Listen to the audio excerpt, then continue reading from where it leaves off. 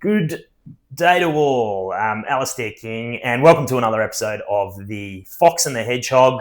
I'm very fortunate today to be welcomed by Bel and Nick from Advaluer. Bel is quite famous on social media networks, amongst other things. Fantastic story and a friend as well. So welcome both. Yeah.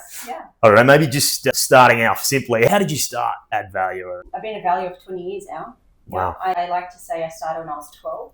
I've been around for a bit, but I don't know if anybody watching this or listening to this has ever met a valuer, but they're quite reserved. You don't normally see them or hear from them. And then a couple of years ago before COVID, I just started doing a few social media videos. And they're always aimed around education, information. There was always a real estate agent or a buyer's agent online, but I never saw the opinion of a valuer.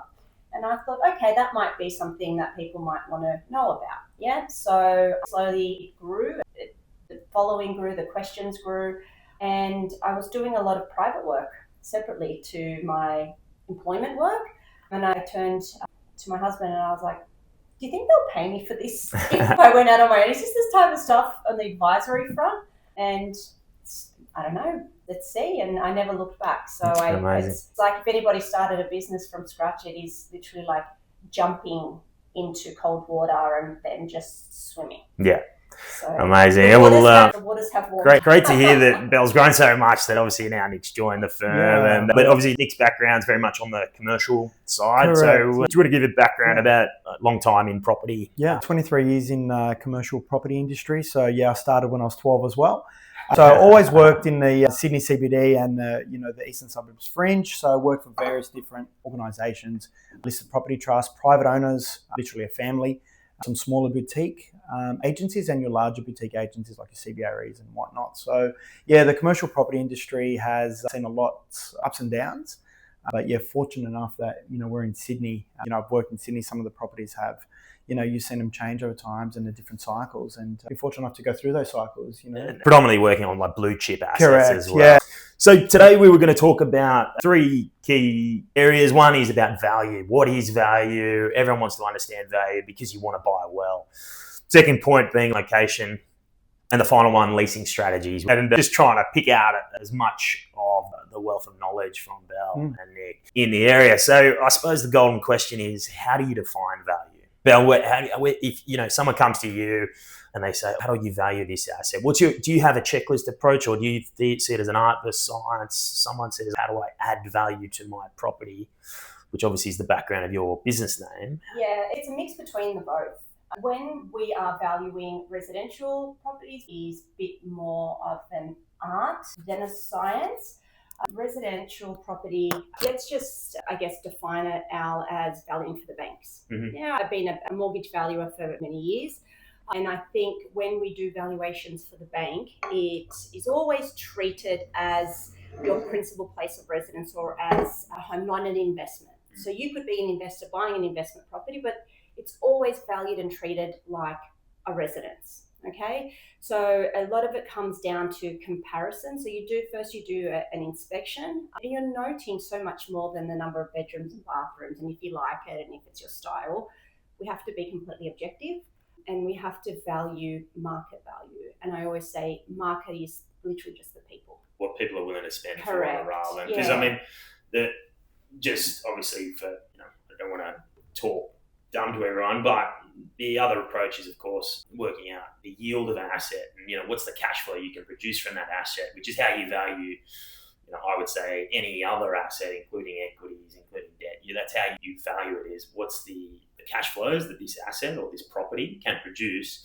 So what Bel's sort of alluding to there is, very much that it is, there is for residential property, it's much more about what the populace will comparison. Whereas in commercial, it's 99% of what's coming in, what you can get out of it versus what next door got. It's not about that at all. No. So it's all business commercial, whereas with residential, it's what your, and that's, what everyone else paid in a way, and that forms your market. That's the science part comes into more the commercial. Yeah. The art comes into the residential because it's more of an opinion base, where in commercial is very little for opinion.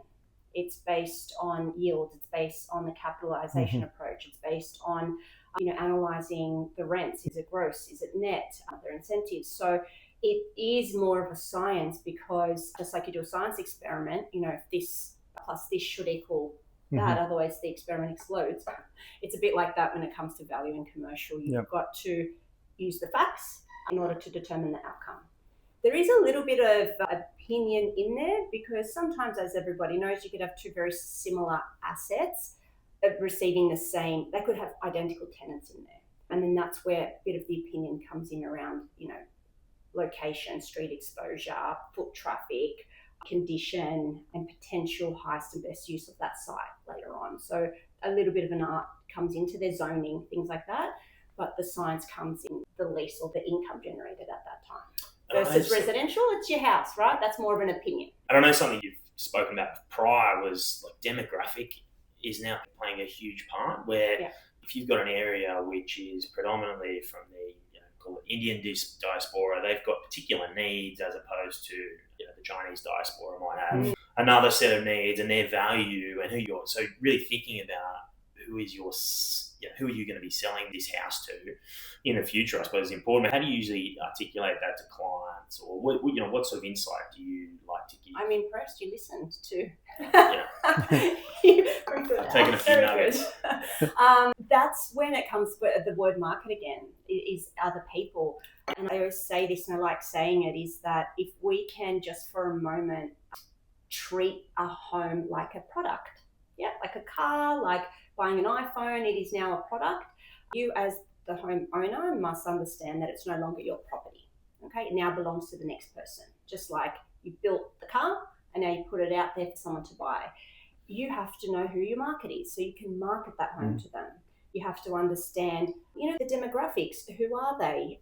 How old are they? Family? Are they in a city? They're probably not likely to be a family unit. They might be, a young couple, same-sex couple, single professional, very different home to then someone that's out in the western suburbs or in the, the North Shore, very different home altogether. So understanding who your market is. Even little things, there's some great websites. Our SQM Research, it's a free website. People can go in and see religion, demographics, age, income. And that will give you an idea of, okay, this is giving me an idea of. And also just the family, the family characteristic, whether it's, family of 4, family of 2.5, or, and that'll single parent or whatever, you get that, and you've got to aim your property towards that market to get the best value. So after you've done that analysis, you will then say to the individual, okay, your house is currently, one level. You may think, that actually putting a second level won't have that much of an impact on your value, because the area here has average one child per person, as an example. Or you might be targeting the elder demographic. Is that the kind of insight? I'll give you a really good example of that. I had a client that they were getting squeezed out of their home, and they said, all we want to do is add a master suite. We want our own ensuite, we want a walk-in robe, we want a bedroom, and we want just our own space. And the only thing that made sense, because they couldn't go out, was to go up. And when we did the demographics, and to Nick's point, we saw that there was mainly a family area with 2.5 kids. We realized that as a mum, I know for myself, I don't want to be on an upstairs bedroom away from I've got young kids. And this was an area that was showing a younger demographic of children. So if you're a parent and you're watching this, you'll know that the idea of, little kids get scared and they're like, run up, they have a bad dream and they run into your bed, right, in the middle of the night. And as a mum, I just couldn't imagine having my kids so far away from me, sleeping upstairs, and just imagine them running down the dark, scary hallway up these stairs into my bedroom. I had to do that. Still do it with it. So, and it was about, look, you don't want to isolate your market, because you're building something for yourself, which is fine. But what you're going to find is that as the market comes through your home, they're going to be like, love the space, but don't love the home because I'm so separate from the kids, right? Versus an elderly area, as they're downsizing, or they don't want to have to walk upstairs to the master bedroom, hips and knees, thank you. Maybe this will suit an area where it's got a slightly older, and when I say maybe like the older millennials, younger Gen Xers, the kids have already grown up. perfect. Mum and dad upstairs don't want to talk to the kids. You're at that stage of your life. See you guys, have your own space. Kids are downstairs, separate. Some areas have intergenerational living. Perfect. You have your parents in the home, separate to you. Very similar to some of those, the backgrounds that you were saying before, the Indians and the Chinese background. They want their parents in the house, intergenerational. So they would want a bedroom with a ensuite or a bathroom with a shower downstairs, which is really important. And then, their family's upstairs. They've still got their parents downstairs and upstairs, so... No, it's very interesting. Or a granny flat, perhaps, so... Yeah, and I suppose we're talking in general terms, but I just think these insights are very looking wherever you're going. But now, I suppose back to the commercial, pivoting to the commercial space, I'm sure we'll get some more insight from you about value, but how do you think about value? Is it exact same? It really, for me, coming from a management perspective and also management/owner, as I was working for a listed fund, it's all about knowing what the value is to that particular owner or that fund and what's valuable to them. Like I said before, commercial is all business, so there was no real emotion from it. There is a little bit of emotion from it, but it was all business. It's understanding what the owner's requirements are, and then also understanding the tenant. Understanding the tenant is just as important as understanding the owner. You want them long term. You don't want to change tenants every couple of years.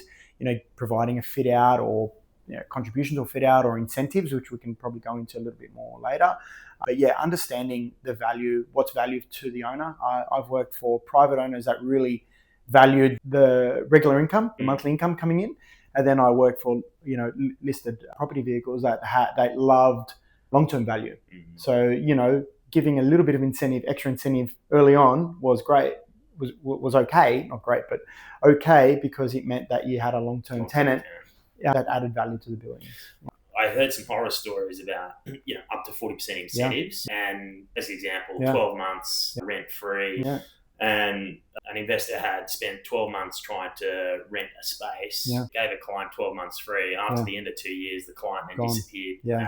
It happens. So, you've had no income for 2 years on this asset. Obviously, that was a larger institutional player that could afford to have a space unrented. But, this idea of these...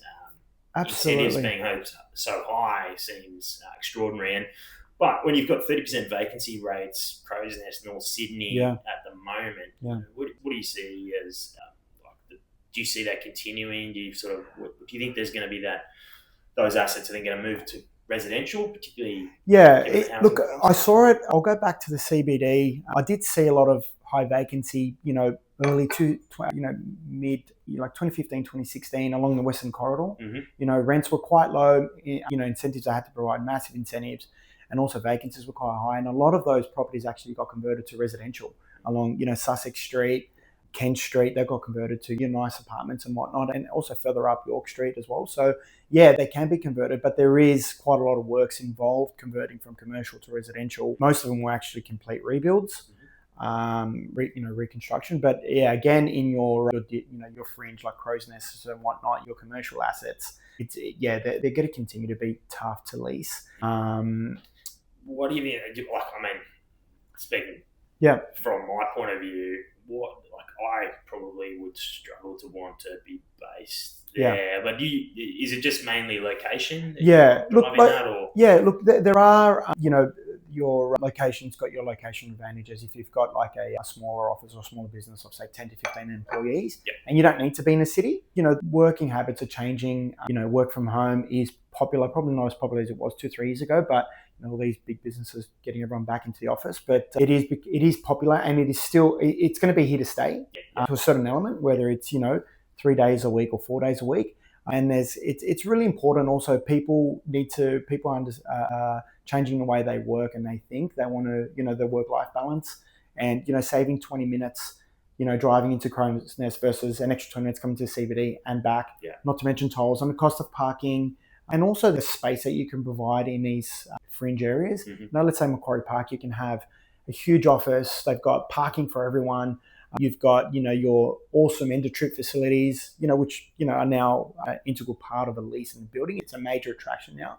But having those facilities, everyone parking their convenience, even the suburban childcare centres are now quite popular because, you'll drop them off, go to your, a couple of doors down in Macquarie Park, let's say, A couple of doors down, you've got your childcare centre, you've got your shopping centre further up, rather than 20 years ago or 15 years ago when childcare centres in the city were great. But personally, I don't think there's anything worse than just sitting in traffic with your kids in the car. Great way to start the day. Like a huge impact on your quality of life. Is the travel between your home and work. Yeah.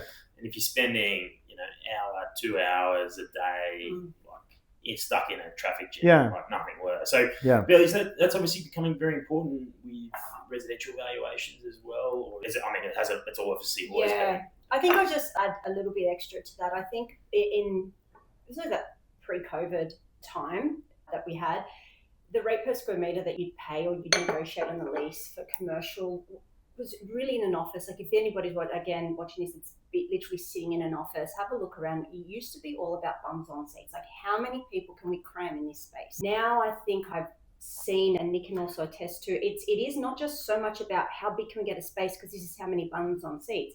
It's now about like a quieter Zen room or like a ping pong table or these collaboration areas. So and that is a big part of getting people back in the office and part of the culture. We're not so much now like heads down working away. It's like, okay, well, mental health is such a big thing at the moment and a happy work environment.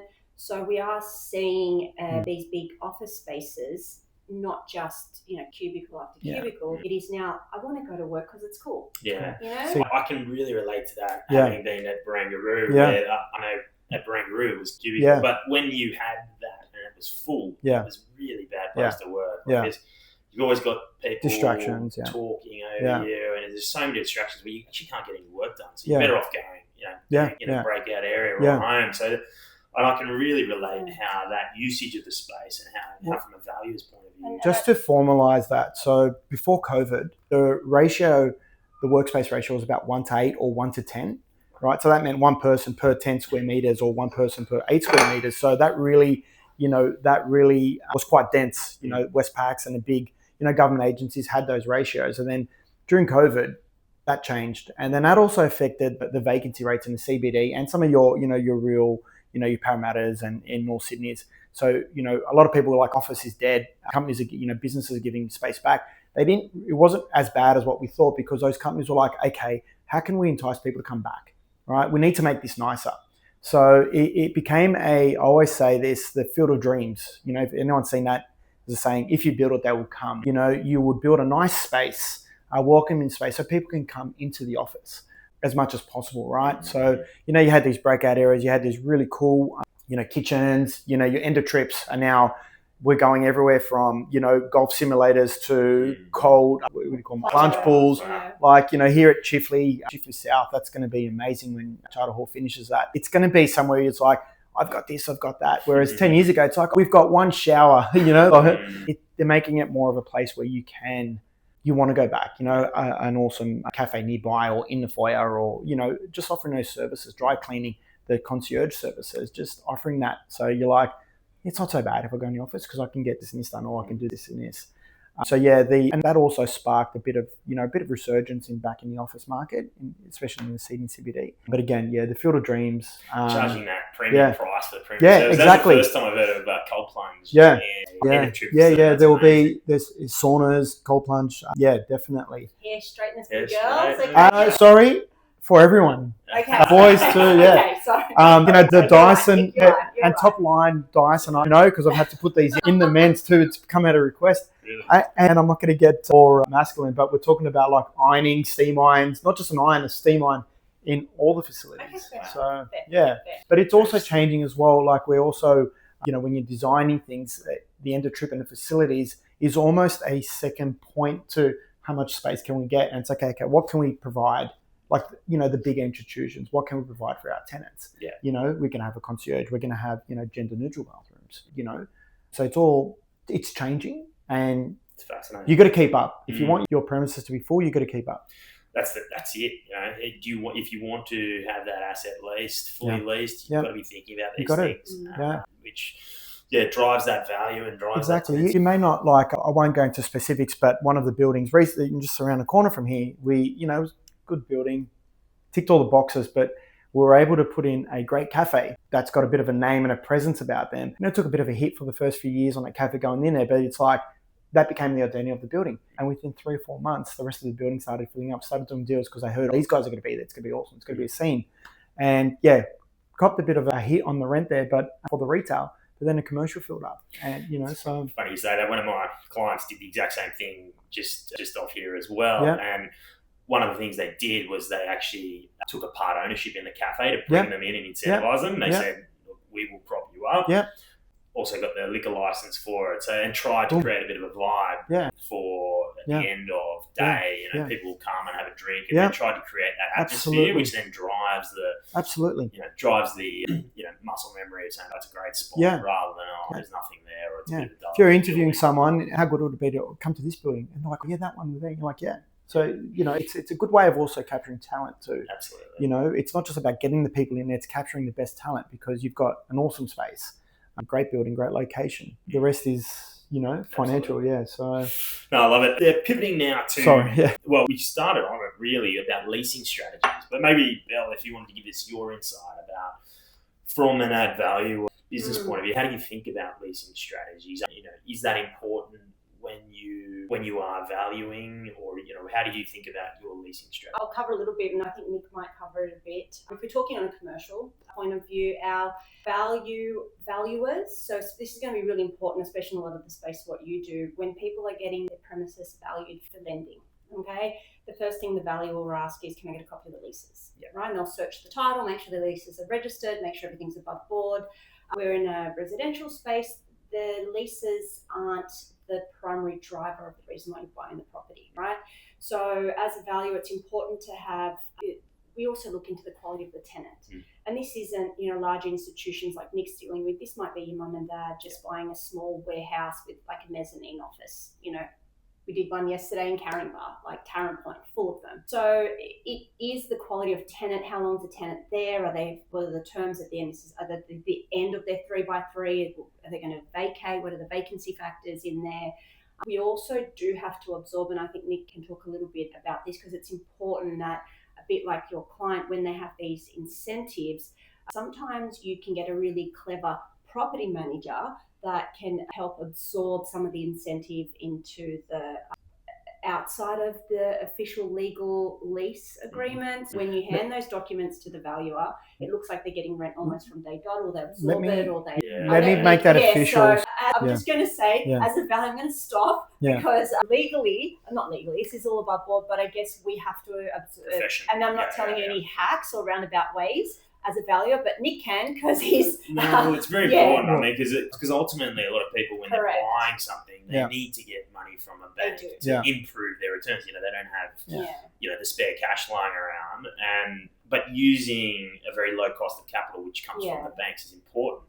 I'll say one thing first, is that when you own a premises, or you're about to purchase it and you're wanting to get money out of the bank, it is very important the opinion of that valuer and how they prepare that report. So the quality of the information you give them is detrimental to the amount of money you're going to get back out of the bank. Okay, so that there's no grey area. You have to cross your T's and dot your I's, because the banks are relying on us, the valuers, to provide that professional duty of care for that information. They're about to lend usually sometimes hundreds of thousands, not millions of dollars based off that. And if you've got a lease that if you're fraudulent in your lease or your terms, and this is also really important to, if you own the premises and you're leasing it back to yourself, like you might own it in your SMSF and then you're leasing it back, and then some of those terms can be a bit wishy-washy, and then you're wanting to get the valuation based off that. You have to make sure that a lot of this stuff, guys, in case you get audited, in case you're the ATO decide they're going to pick on you this month and start really investigating, all your documentation, get everything in order, because it is in a row. Correct. The legal and or regulatory overlay is so costly. But if you're selling it, then there's a bit more massaging you can do.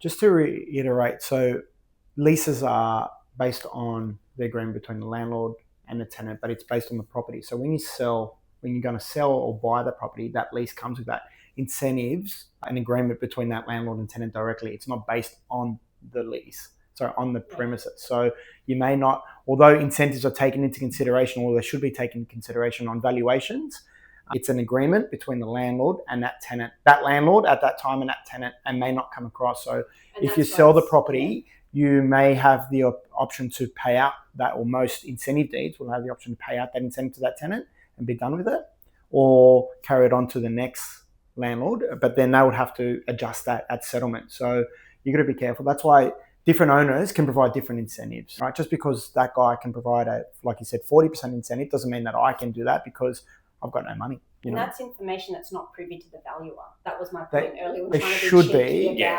Sometimes it's not. They should be, but that's what I'm saying. Sometimes it's not. Value will give a market incentive. The value will provide a market incentive, but that information should be provided to the valuer. Yeah, it should be. But I can imagine legally probably isn't always. But no, that's super insightful. And any other? So Nick was very successful, particularly during COVID, on leasing large commercial premises. Do you want to give us some of your tactics and strategies you used? Yeah, definitely. It's just getting to know your tenant, getting to know their requirements, getting to know their space requirements. Treat your tenants that were looking to downsize just as important the ones that are looking to, extend and renew and expand. Because it's just as important. If you can keep a tenant, renew them, extend them, is just as important as moving them around if you've got the space available, and then being able to fill that with the tenant that's looking to expand, because at the end of the day you might lose both because you don't have the space. Just getting to know, suspend, and you know what, it's all about Tetris. Trying to fit them, moving them around, and getting extending and offering, meeting the market. Incentives are now, they used to be just for tenants that are moving in, but they're around about the same as a tenant that's extend or renewing as if it's a new tenant. So know your market, know your tenant is probably the most important thing. Really get to know them as much as you know your owner. And how important, obviously, you're talking about very much about not only relationships, but then database and referrals. Definitely. What's your strategies around that? Would you usually get to know local business owners? Yeah, definitely. In my time, I've had to, do some retail leasing in the city fringe. I was told, and at the time, I walk the streets, speak to all the businesses here, walk the streets. Find out who's interested. Find out what's happening. I literally went door knocking. Walk into a shop that, some businesses were like, for you, because you're in a shirt and a board. But, I've had to understand the local area. I've walked in, creating a little bit of a database. I've literally had to create a retail database based on which retailers I thought would be cool there. So know your market. Know your market. Very important. It doesn't mean getting into the specifics. It's just having some, it can be anything from, hey, I've got a 500 square meter box here. This might be a good, JB Hi-Fi, or they need more than that. But, this might be a good Chemist Warehouse or something like that. I then go, okay, if I'm going to approach a Chemist Warehouse or, that type of arrangement, checking who else is in that area, the pharmacist, because, also knowing that they've got a license, they can't be within a certain area of themselves. It's understanding that, knowing parking restrictions, like something, even just the ins and outs of the property. If I was a customer going to that shop, what do I need? Understood. Yeah. No, I love it. Love the insight. Now, pivoting to location, it's the golden rule with property. Usually, Belle, tell us your insight. How do you think about location?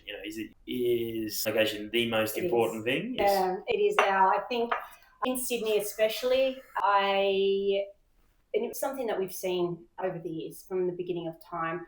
The well-positioned properties always perform the best, okay? And it goes from that macro level of a suburb down to that like real niche micro level of this best street, then the best side of the street, and the best side of the street, So as a valuer, I'll go to a barbecue. What's the market doing? What's happening? Where do I invest? And I'm like, well, what market? We're talking the Eastern Suburbs market. We're talking the Western Sydney market, the Southwest Sydney market. We're talking about like the lower North Shore, North Shore. And they're like, talk to me about the Eastern Suburbs. I'm like, okay, but where in the East, right? And then, okay, Bondi. Okay, where in Bondi? Like, are we talking Bondi Junction, Bondi Beach, and then North Bondi? Are we talking what side of? You get the point, okay? Yeah, totally. So my tip to anybody out there wanting to understand how to get the location right. Sometimes it's about going, okay, I can't afford the A-grade suburb and I really want this suburb because it suits my needs, And then it's about going, okay, where is then the second best B-grade suburb I can afford? And if you're sort of downsizing or getting that secondary wish list, get the best possible street you can within that. Because as markets move in Sydney, if you can kind of picture, and I don't know if I've done this example to water, sort of like water trickling down. So as Bondi gets priced out, then Bondi Beach gets, you want to go to Bondi, and then that gets priced out, then you want to go to maybe Bondi Junction. Centennial Park, right? Yeah, but then Centennial Park, you might want to go to Kingsford, and then Kingsford Botany, right? So it trickles down. And if an area has enough money flowing into it because the other suburb gets priced out, it then props the area up. And if you've got the best street in that area, what all of a sudden you get is the Randwick buyers get priced out, and they're like, I never wanted to live in Botany. It's not that it's bad, it's not where I wanted to go. But if I'm going to live in Botany, it's got to be the best damn street and the best damn house in Botany. And you're like, well, I own that, and therefore that value increases. So if you are going to compromise on a suburb because you can't afford it, and that's a personal choice for everybody, just when you're going down to the B grade, so just get the best possible. Get the best. Get the best. Be the best, pick the best. Well, I mean, Paddington 30 years ago, 40 years ago was, a lot of council housing and, yes. Considered sort of slummy, as I suppose. So I just think there's this continual evolution that happens, particularly larger cities around the world. It's a great advice about pick the location and that flow-on effect. Yeah. As a valuer, we find always at the moment the market's up, okay, and anything's selling. There's no stock on the market, so buyers are getting frustrated, and then they're compromising. Like, I would never have bought on a main road, but I'm so exhausted. I'm going to compromise. They're willing to let things that they would not normally let go of on their list, and that's where you're seeing some of these prices on some housing. Like, why did that go there? Because they're literally just frustrated. Like, why did they get that? Because it's like, that's the only thing available. We had to have done. We sold, we got pressure, or I just wanted to get in before the market moved next month. Yeah. So there's pressures. What you'll find as a valuer too is we see time and time again, once the market softens, those homes sit there. Yeah. And they get discounted harder and further than everything else. So back to location. That's not a prime location. You are compromising the location rather than the house. It's almost like buying the worst house on the best street rather than the best house on the worst street. And you wanting to buy, let me get this right, you want to buy the worst house on the best street. Yeah, well, that's what's interesting. I know historically, whenever there is a downturn in the property market, premium houses usually get very heavily discounted. Sometimes 50 to 60% because there is that pressure. Business might be going badly for whatever reason, can't afford and there is that distressed sale. So I suppose being very careful of buying premium assets as well. I don't know if you have any insight or horror stories, because I've heard of plenty of horror stories of people losing out, losing a lot of money on property just for that reason. Yeah, it is the reverse engineering of what I mentioned earlier about you can't afford the A grade suburb, so you take your money into the B grade. Those that can afford the A grade, they get to a point a little bit like that frustrated buyer that bought the house on the main road. They're at the point where they're like, I'm exhausted, I'm just going to buy it, I'm just going to throw money at it. Whatever it costs. I'm done. Okay? Yeah. When the market does soften, all of a sudden, the buyer that couldn't afford the B grade, they might have a little bit of cash. They're like, I'm going to see what I can get in the A grade. Because my money's limited, I'm going to try and bargain them down. Right? And because that competition's not there, might be a bit more stock on the market, you find that softening in the top end. You find the top end prestige market in Sydney behaves very differently to the rest of the market because they have it's a different sector of a buyer, okay? And they're not so much concerned. That's why it was a shock that during that period where we had rates just constantly going up and the market, it didn't go backwards, but it did soften. And the top end, we were getting $150 million sale on the harbour. It's a very different market. And it can also, we're in a bit of a pivotal time in the economy at the moment. There's some unrest overseas, oil prices, cost of living, rates are creeping up. You may find that, the top end will be affected differently. So it's about understanding the economics of why your area performs well. But it just seems to be there's, everyone wants to live in, there's a lot of people who want to live in Sydney enough to keep the demand there and the supply's not there. Yeah. So it seems there's a lot of money in Sydney. There's a lot of money, and what I've always said is that very top end, if we take Point Piper, okay, As an example, there is no ceiling on the potential price of homes. It's also your market too, because there's an international market as well. Market there, because if you're you're someone, let's talk about China and some of these, Chinese billionaires and Asian billionaires and even some Europeans and US, they want to move the money out. Yeah, why not? Money out of China. Yeah. And Point Piper, if you've got that type of money, and it's because of that there is no ceiling. Yeah. So as that goes up and up, the money's got to trickle down somewhere. Yeah. And eventually it trickles down to, this is no disrespect if you're in Mount Druitt, but it's like, why is now Mount Druitt over $1 million? Who would pay $1 million? Well, they've got no choice if they want to live in Sydney, because it's just, where else would the money has to go somewhere. Yeah. No, very interesting. I'd say there are better examples that, the chocolate fondue fountain thing, when you put the cup and it filters down. So, eventually. I like those. Yeah. I know in some commercial lending structures, you've got what's called a waterfall. So that really resonates with me. There you go. Any cash left over flows down the waterfall. Let's be fancy and do that. Great Gatsby's got the wine glass. Yeah. That's the fondue fountain. That's it. Yeah.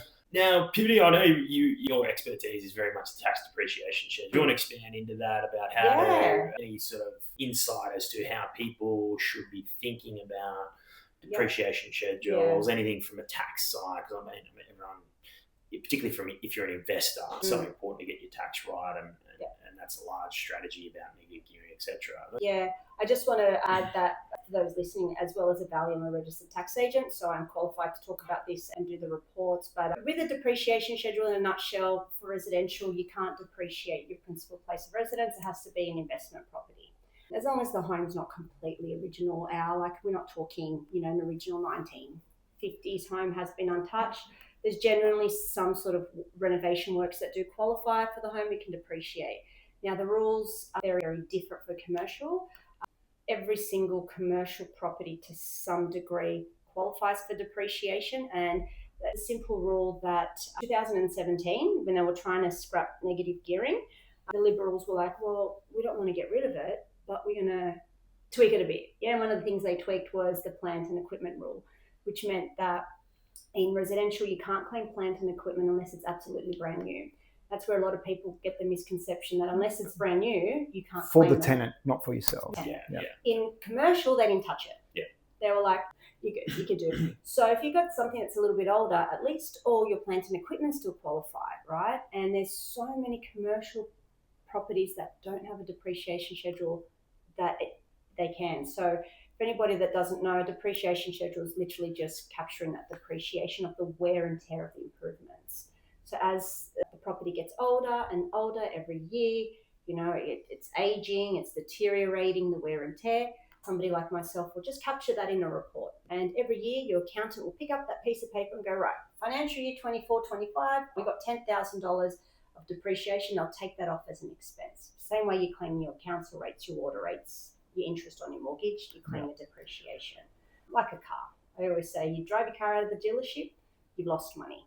You don't physically lose it, you only lose it on the sale, but that depreciation, if anybody claims a car on their tax, same concept with the house. Yeah. No, very important, and having an expert to come through who's done it for so many years is just a no-brainer, I think, for any investor.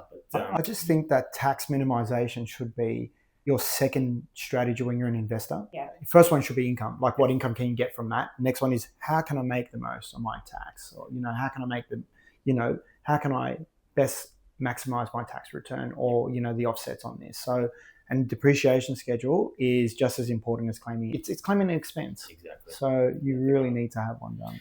No, I couldn't agree more. Yeah. So, covered our three main topics. There's probably plenty we've missed, but any closing thoughts on the valuation market or add value in particular that you wanted to share? If you want to add value in your house, understand your market. It is easy to overcapitalize, and be very careful if you're renovating to live in, and very careful if you're renovating to invest and on sell. Two very different renovations that you need to do. One's for yourself and one is for the market. I love it. Understand that. And from a commercial side, similar but not so similar, is just to know your tenant, know your owner. If you're know what the owner's mandate is, know what the strategy is. So I know a couple of gold nuggets for me. First of all, Nick, just from the commercial point of view, the importance of understanding your tenant. having that relationship in the database. Yeah. You've got to be on it or have an expert like yourself who is on it. And then Belle, I love the location and some of the key insights It was all happening today. I really like that idea of the water flow and then honing in on the right location first and foremost, and building a strategy around principal price of residence, etc. is so important. So thank you so much for joining us on the Fox and the Hedgehog, and until next time.